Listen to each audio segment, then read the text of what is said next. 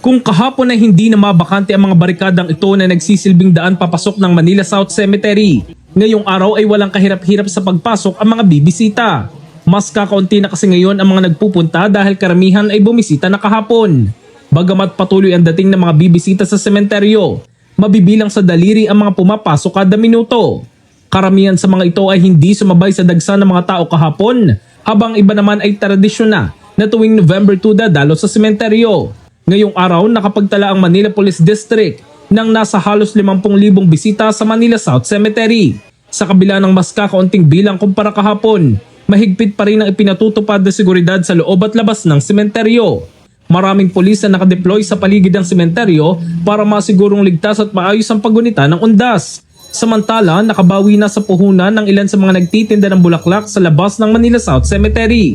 Ngayong araw sila kikita kaya inaasahan nila na mauubos ang kanilang mga panindang bulaklak hanggang sa huling araw ng pagbisita. Kumpara noong 2023, mas mahina raw ang bentahan ng bulaklak ngayong 2024 dahil sa dami na ng nagbibenta. In the heart of changing lives, ito si Brigada Jigo Custodio ng 105.1 Brigada News of Manila, the Music News Authority.